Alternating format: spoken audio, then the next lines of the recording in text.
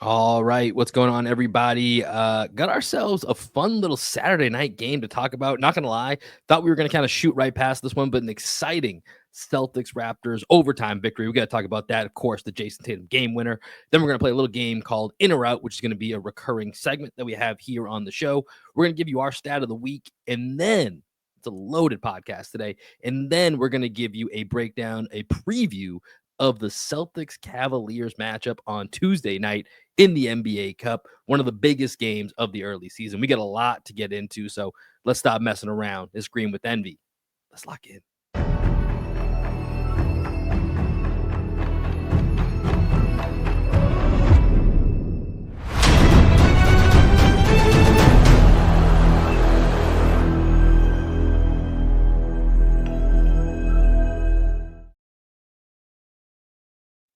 What up, what up, what up? Welcome into another edition of Green with Envy. As always, this is your boy Will Weir checking in.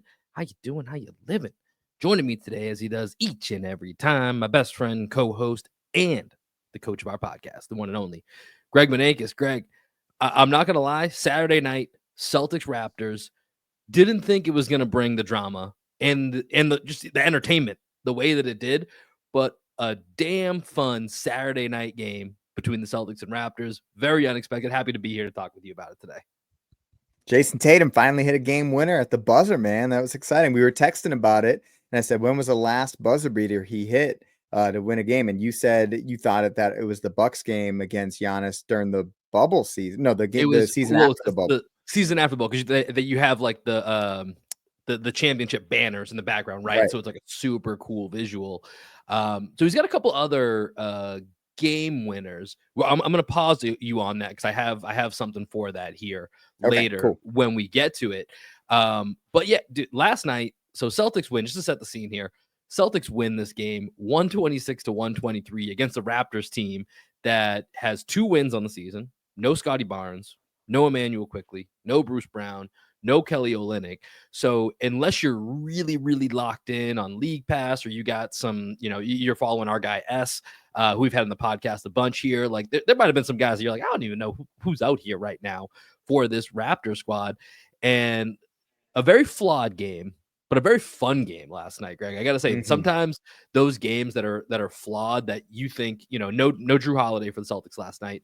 So one of those games that you feel like, man, the Celtics should just run away with this. This is maybe a Saturday night where I'm going to go out with the lady. I'm not going to worry about it. I'll check in on my phone every now and then. I'll catch up later. I'm pretty pumped that I actually happen to be in the house just watching this game front to back. Really fun game, and of course ends on that Jayson Tatum game-winning shot. But Greg, there's a couple things that we can talk about here, whether it be Jaylen Brown back to the free throw line 10 times, Al Horford, massive fourth quarter, RJ Barrett, who is this RJ Barrett? Which, by the way, quick note here from our social media accounts, we are now on Blue Sky. So Green with Envy, we're on Blue Sky. I put out a tweet the other night or it's a sky. I don't know. Do you know what we're calling it? Do you know if it's a sky? It's a tweet. I don't know what it's called on I have Blue no Sky. A idea, dude. message. No Yeah, idea. I don't I know what it is texted you either. one time. I texted you one time asking how to log in, and you said you forgot you created the account. You forgot the password. Just go ahead and reset it. And even that was too much effort for me to sign in. So I did not sign in on It's that all day. I good. did not I reset did it the yesterday. password. Yesterday was the first day that we were really on it. I tried to get a couple tweets out there or whatever. But that's going to get so confusing, though, calling it a tweet, but it's not now Twitter. Right. So I don't know what it is. But RJ Barrett he likes playing versus Celtics. He plays very well, and he had an amazing game last night. Greg, again, for the Celtics, offensive boards, points in the paint. It's an Achilles heel right now for this team. They know it, and they got to kind of get it fixed here. But where do you want to start? We don't need to go too deep into this game, but it was so fun. I want to talk about it with you Um, let's see. I mean, I think Jayson Tatum's ability to give a post-game interview after playing as many minutes as he did in overtime, hitting a game-winning shot, and then going to the interview and not even seeming like he's out of breath whatsoever. That was the thing that stood out to me the most. I was like in awe of this dude giving the interview. He's just giving his very chill Jayson Tatum interview where he's not like he wasn't sweating, he wasn't breathing hard. It seemed like he had kind of just, I don't know, came out of his bedroom, sat down at the breakfast table, and was just like kind of talking about, what are we gonna do for the day? Having That his was just morning cup of really impressive. coffee, just fully chilled out, great night of sleep, hit the REM cycle. Yeah, like, honestly, that was the thing that really stood out to me. Like RJ Barrett was great, Jakob Poeltl was great, but at the end of the game, I was like, God damn, Jayson Tatum, like how well conditioned of an athlete are you actually? Yeah, no, it's impressive, and that's I think I've mentioned this before. When Blake Griffin was first trying to do some stand up comedy, one bit he did I thought was really good. Is he just brought like a random audience member on stage and he made them do a couple jumping jacks, push ups, whatever it was, just a few simple exercises, and then tried to ask them questions and they couldn't answer. And he's like, "This is what we get shit for." Like we play 2.5 hours of an intense sport at the peak of physical fitness, and then people are like, "How come they gave such a weird answer?" It's like, I don't know, man. Probably fucking exhausted. But in Jayson Tatum's case, he's still got the energy for it. So it is pretty amazing to marvel at. Greg, on that last play, one thing that really stuck to me is obviously it felt like that play was meant to go to Jaylen Brown, and Davion Mitchell just sent him flying into the backcourt, and so you just Mhm. this broken play where Tatum was like, I guess it's just me, and and there wasn't much happening. That was just Tatum rising up and taking a 30+ footer and just being that guy. That's all that was. And especially after how badly he missed the fourth quarter opportunity, which was another broken play that somehow ended him with the most open you could possibly be on a game winner and missing it as wide left as you almost possibly could in that scenario. That was a I, I bad was shot. I was happy to see the makeup for it here.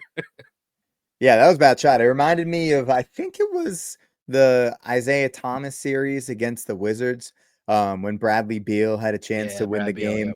Yeah, and he just like Did had a he wide airball it or open, missed it way yeah, left? Or it was horrible. It was like air ball, it was a air ball similar from the situation. nail. Yeah, it was like someone fell down, right? It was just Mhm. like, "Oh, no, this is just like a horrible accident. Someone fell down. He's wide open. This guy's an all-star." And you couldn't have missed it any worse. It's like you and I would have at least had we could have made it. Maybe we wouldn't have made it. We wouldn't have maybe missed quite the way it did. But Maybe it's a St. but Louis thing. yeah, there you go. There you go. It's that St. Louis connection. But last night was a fun game, Greg. Something else that I just thought was fun. Once again, talk about conditioning, talk about, you know, these guys here. Al Horford, fourth quarter. Couldn't have got to the place where we were able to get to overtime because RJ Barrett, as good as he played, couldn't hit a free throw in the fourth quarter. If it wasn't for 9 points from Al Horford in the fourth, couple of big threes, a big and one, which you don't normally see. Anytime my guy Al does something, I got to give him some love on the show. Yeah, Al was great. There was even a time in I think it was the fourth quarter where Jalen was really struggling with his shot. He ended up hitting 2 big 3-pointers late in the game, 0 but of 5 earlier in in, the game, in, in the fourth. Oh, and 2 of 2 from 3 in the OT. Go figure. that's what it was? Okay. Yeah, so there was one point in the fourth quarter where Al Horford got the ball off of like a swing to the wing, and Jaylen Brown was in the corner, and he could have made that extra pass to JB, and he just kind of faked the pass as there was like a rotating defender playing too, and he ended up taking the 3-point shot from the wing, and I was like, "Dang, like that was pretty big. You passed up your star open in the corner for a corner 3, and you took the wing 3 and just buried it." And Yeah. I don't know. One thing I've been wondering about, Will, did the NBA like change the nets to some degree? I feel like the swishes are like extra wet this year. Like anytime the ball goes through on a swish, I'm like, dang, Awesome. that just looks different. Yeah, I honestly, this is the first that I've heard of it. So for you, is it a look or is it an audio difference? A Like it look. sounds different. The look is different. Okay, Yeah, it looks like the I'm gonna nets have are to like track really this. like snapping through. Like when the ball goes through on a swish, it like really snaps Mm. through. Like I extra kind pretty, of I extra silky. not necessarily directly tied to like I haven't noticed that in an NBA game, but I know what you mean when you're just in general when you're shooting around. I feel like when the nets are like kind of I'm trying to Maybe think of like thinner. yeah, they're like thinner. Yeah, they get thinner at the bottom, right? And so there is a Mhm. certain snap to it when you have a swish. Like I know what you mean as far as is what that looks like and feels like and I'm even gonna look this sounds up like right a now. little bit different. Um, yeah, that's an interesting thought. I definitely have not thought about that this year. Um, but I'm curious to see how quickly you can Google if this is actually a thing or not. The NBA has changed their nets. I'm gonna guess they haven't because to me, I feel like the reason I asked if it was more visual or audio, because I do feel like, it's one of those things where I could see it making a difference for the sound of the game, right? Like my wife hates Mhm. the squeaking sneakers. That's like one of the things that she can't stand about basketball being on in the house is just like the squeaking of the sneakers. And sometimes you can hear in a game when it's not mic'd up correctly or it's off a little bit. So I Yeah. do wonder, I could see when there is a swish, like it having a different sound to it. That would be one that would be appealing. But visually, no, have not noticed this. Have you Okay, found well, anything? I've been stalling long no, enough. no. No, you did a good job stalling there. No, I mean, there's a whole bunch of stuff about jerseys. There's stuff about the evolution of the ball and different material with the ball, different nets throughout history, but I don't see anything about the net this year. So I would imagine it's the same net and it's all in my head. All right. Well, we solved that case at least for now. But Celtics get a win here, 126 to 123. That's going to set up a big Tuesday night matchup against the Cleveland Cavaliers. Where Greg, you know what that game is.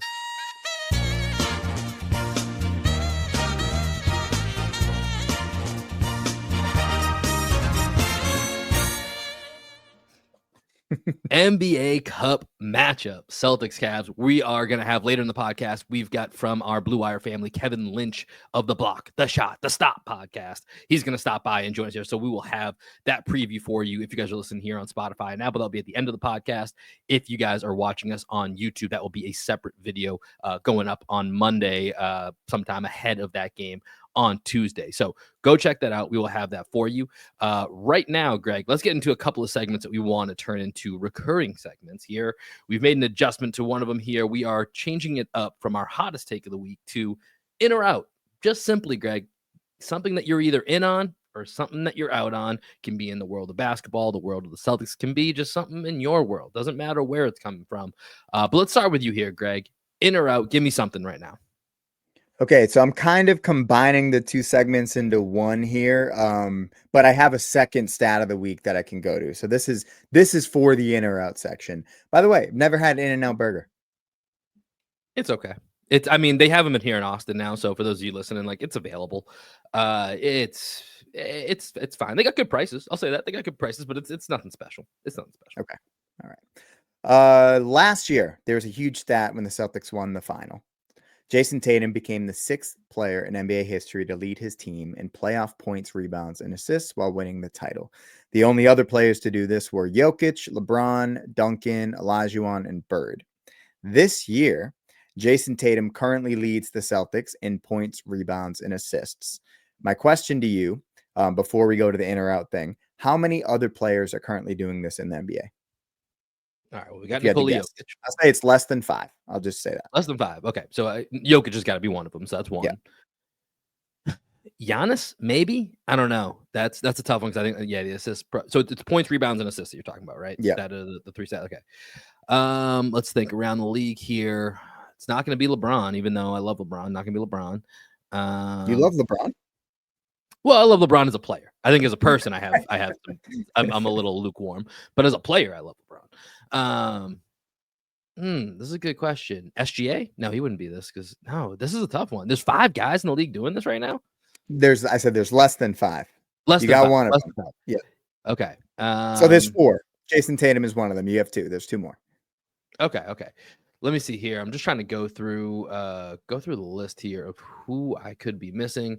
Cade Cunningham. That's kind of a random one, but no, No, not on the list. Duran averages All more right. rebounds. Okay. Do you want me to just tell you? Let me get one more guess in here. I feel like Luka Doncic. Yeah.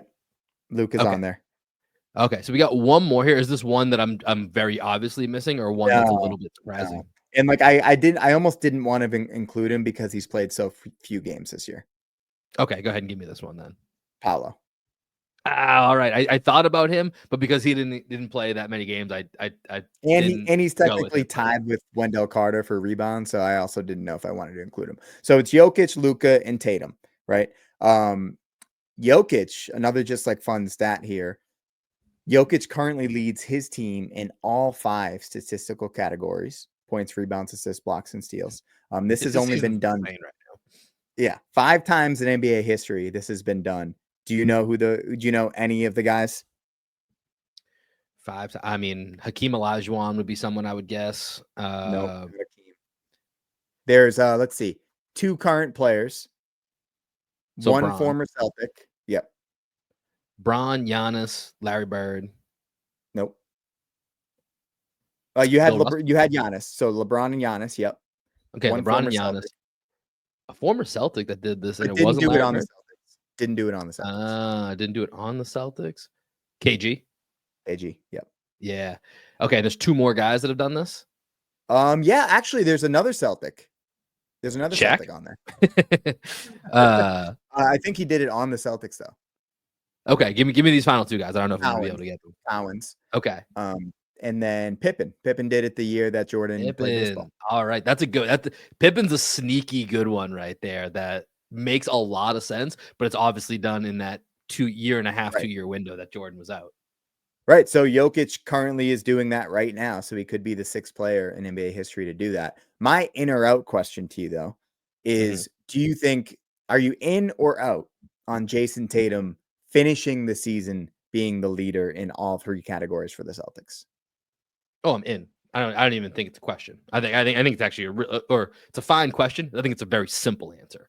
One of the things that I was even looking at here is over Tatum's last 5 games, he's averaging 8 assists per game. The last 3 games, he's come, whether it's been 1 rebound or 1 or 2 assists away from having a triple double. He's only got 4 triple doubles in his career. I would imagine right now, the way that the season is pacing, he's probably going to have over 4 triple doubles. I would take the over under if the line is 4 for triple doubles for him for this season. He's going over that. So I think with Jayson Tatum, no question for me. I think this is probably although his rebounds are a little bit lower than the last 2 years, which would probably be a little bit surprising, but maybe that's going to start to change here as we grow into the season. But I think the assists are starting to grow even more.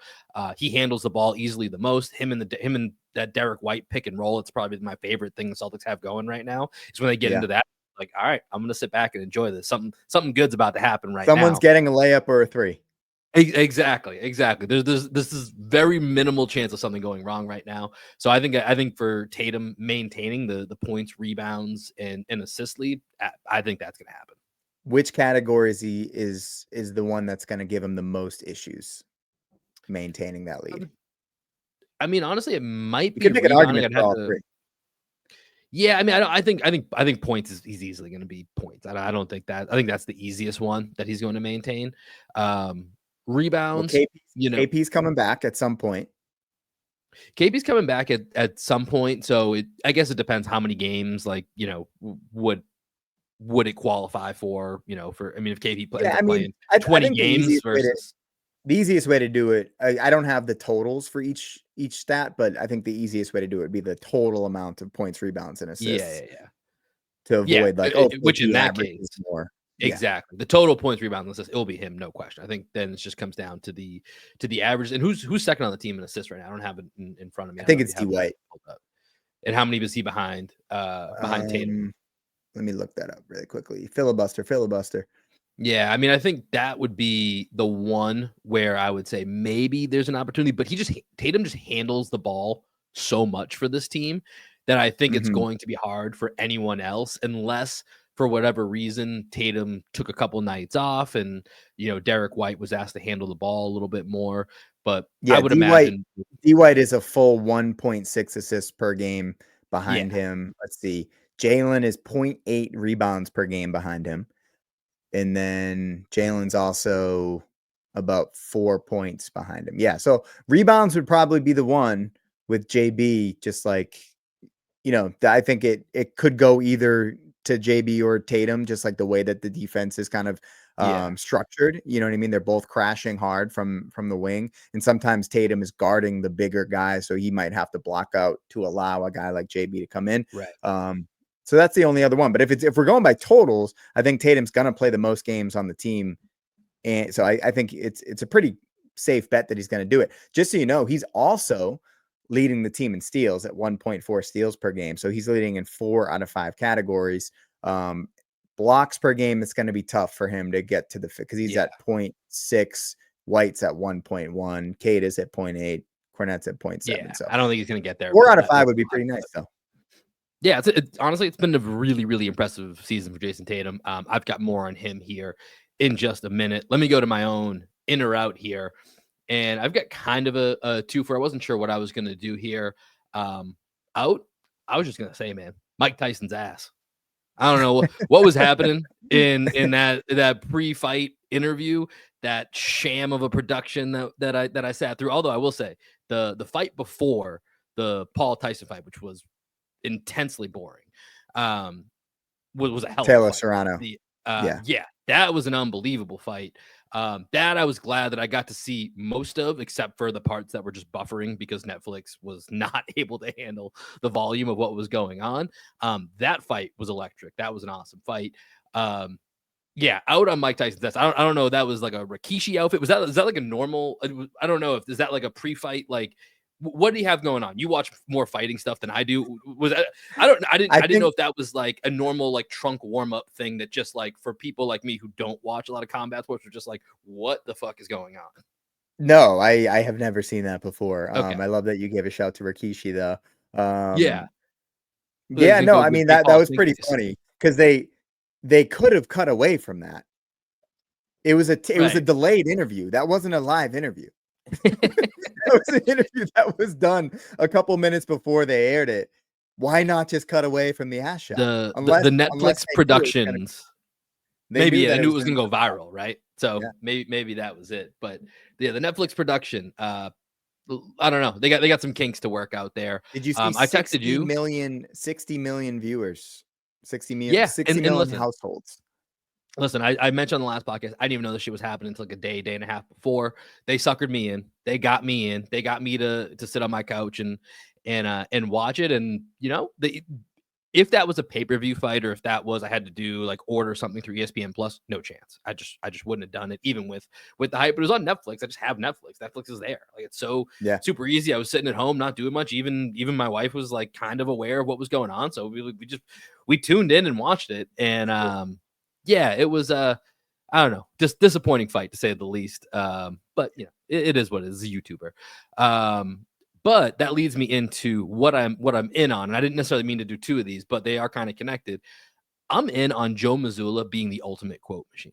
This man just does not stop. So here's a couple that I'm going to paraphrase some of them, and this is all within the last about 7 to 8 days of what Joe Mazzulla I can't wait has for said this. in regards to did you watch the Jake Paul Mike Tyson fight? Those aren't fights. In regards to the Celtics' awful uniforms from last night, what do you like most about them? They say Celtics on them. Couldn't agree more, Joe. Only good thing about it. When talking about one of his good friends who was his lead assistant coach on the Celtics championship team last year, Charles Lee, he said there's no talking to Charles Lee for psychological tells, was upset that Charles Lee came into the locker room. He told him, I am an enemy of yours.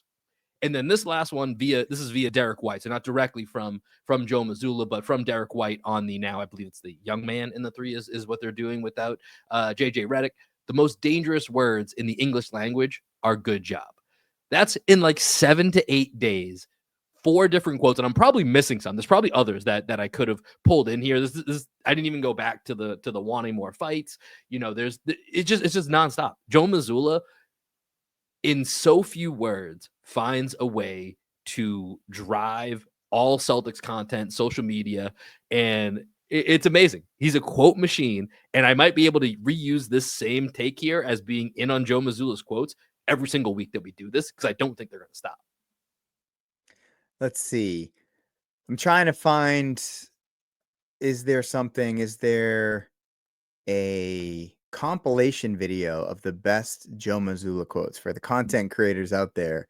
Has this been done yet? I don't see it. I don't see a compilation video of Joe Mazzulla quotes. So people that out there It's that got to be make coming. videos, it's got to be coming. There is a Boston.com article, Joe Mazzulla's 30 best quotes since becoming Celtics coach in on October 22nd, 2024. So let me just click into this. No, I don't want to subscribe. Sorry. I mean, there's so many of them. I mean, I think one of the all-time ones is the what'd you think about the royal family here? I didn't see Jesus, Mary, and Joseph courtside tonight. That's probably that might be the all-time Joe Mazzulla quote for now. Let's say TBD on that being the all-time quote. Oh God. Okay. Yeah, I'm not going to read through all these, but Yeah, Missoula's hilarious, man. I'm so glad that we made it through year one. I'm so glad that Ime Udoka got horny, and that Missoula is now our head coach, because Missoula is so much more fun than Ime. Like, Ime, like, get 100%. out of here, bro. Like, I'm so glad we Yeah. have Missoula for the next 10, 15 years, or however long he wants to coach basketball. Yep. I'm all in on Joe Mazzulla, the quote machine. We've passed the robotic stage, and now it's pure unfiltered Joe, which is it's more not even unfiltered, unhinged. Because that's how I think he actually is, just in his real life. He's just completely unhinged. But that's gonna be in and out, in or out. We're gonna be doing that once a week here on the show, giving you what we're in on or what we are out on. And then also each week we are gonna give you our stat of the week. And Greg, I'm gonna go first here. We've been pretty heavy on Jayson Tatum. I told you I wanted to circle back to Jayson Tatum and his game-winning shots. And, like you said, you texted me, and it felt like it's been a while since we've had a Jayson Tatum game-winning shot. But this came from the broadcast last night. Ice Tatum, most field goals to tie or take the lead in the final 5 seconds of fourth quarter or OT since 2019-20. Number one, Jayson Tatum, 11 made shots in that time frame. Number two, DeMar DeRozan at 9 shots. So even 2 more than DeMar DeRozan, who was the clutch player of the year last year. Tied for third. There's a 3-way tie at 8 with SGA. Jamal Murray, who we all know that despite not having any All-NBA, All-Star, guy takes and makes some really big shots. And then I want to see if you have you seen this graphic, because it's been out there. So I wasn't going to use this as my stat of the week until Tatum hit that shot. Then I felt I absolutely had to do some more on Tatum. But the guy who's tied for third with 8, do you know who it is? I'm not gonna lie to you, Will. My internet just cut out for a second, so I missed all of what you said. Gotcha. So I'm going down the guys below Tatum as far as most field goals to tie or take the lead in the final 5 seconds since 1920. Tatum's at 11. DeMar DeRozan's Okay. number 2 with 9. And then third is a 3-way tie between SGA, Jamal Murray with 8. And there's one other guy. Can you name that guy?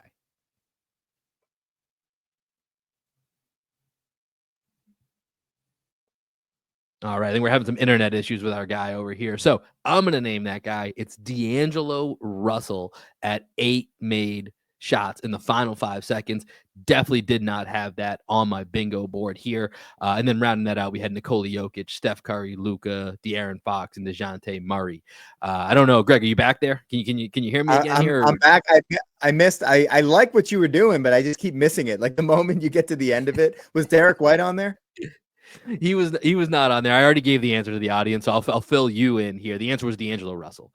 D'Angelo Russell has 8 shots in the final 5 seconds of the fourth quarter or overtime since 1920. Yeah, did not see that coming on the board. But to the point of Jayson Tatum, feel like it's been a while. I was surprised that he leads the NBA over the last 5 seasons or so in the last 5 seconds. So it's one of those things where it always feels like, man, I don't know if he's really the guy, this or that. And then you remember, like, Kobe and Jordan both shot like in the 30 percentiles. They just took so many of them. So you remember all the big moments, but they missed Right. way more big shots than they ever made.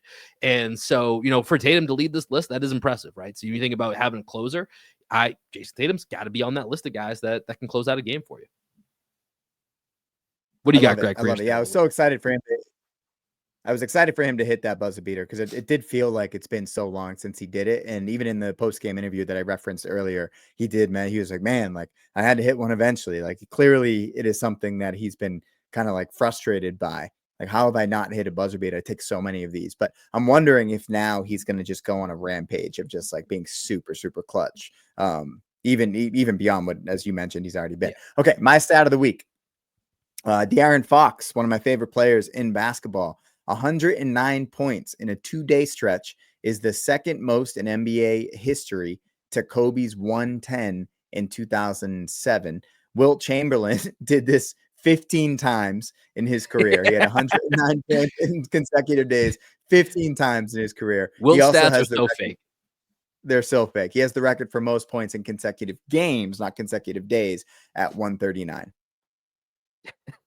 Yeah, the De'Aaron Fox thing I saw this morning when I was like, damn, he put up 49. Didn't he just have 60 the other night? Like, De'Aaron Fox balling out. We didn't even pick him in our all NBA draft, right? He's still on the board when we Yeah. do our add and drop here later in the season. that's just crazy, man. The 109, like you said, Wilt put all those numbers to the side, and like Kobe's, I'm assuming obviously Kobe's was tied to that 81.9. Then he had whatever he had in the other game. So honestly, the 109 from De'Aaron Fox might be the most impressive out of everything you just laid out of all those other stats and other guys. Like De'Aaron Fox is like a small guard doing this in the modern era, back to back. People don't play back to backs anymore. Like De'Aaron Fox doing 109 points in 2 days is, yeah, that's pretty astonishing. I like that one. I thought about bringing that up as well too. Top 5 point guard in the league right now. Ooh, you got that's SGA, a loaded category. Steph, Luka, if you call Luka a point guard. Call Luka a point guard. Brunson. Let me see Then here. You got Ja, Garland. Well, you got Ja Garland. I was gonna say Garland, who we're gonna talk about here in just a minute. LaMelo.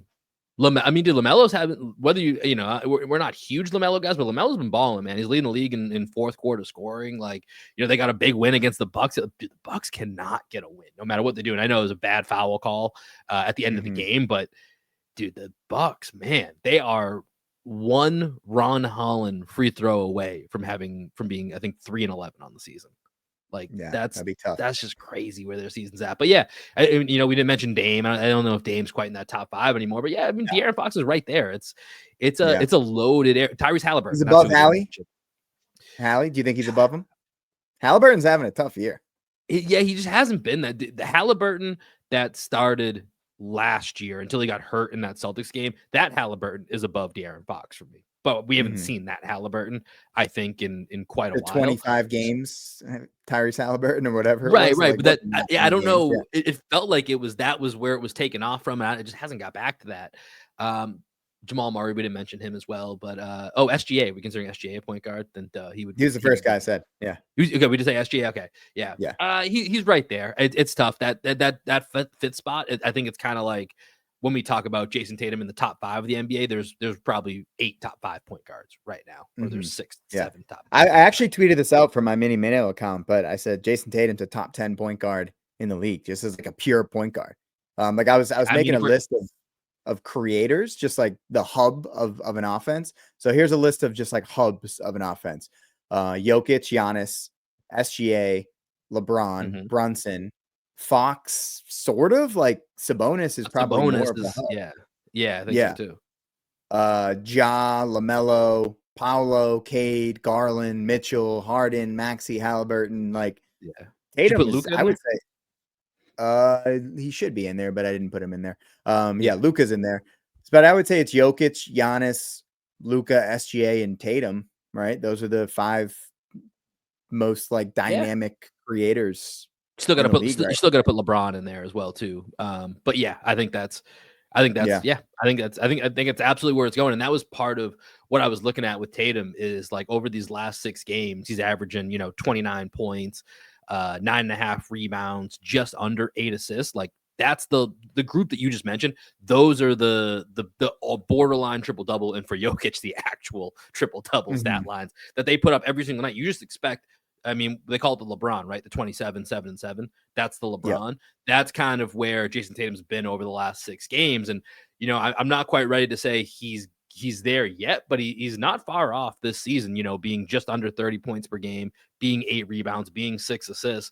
Like to get to that 27, 7, and 7 lane, that's kind of the barometer of when you get to be added to that list, because you can score, you can facilitate, you can rebound. And Tatum's right on the cusp of it. So I think this could be, to your point earlier, of him leading the team in points, rebounds, and assists.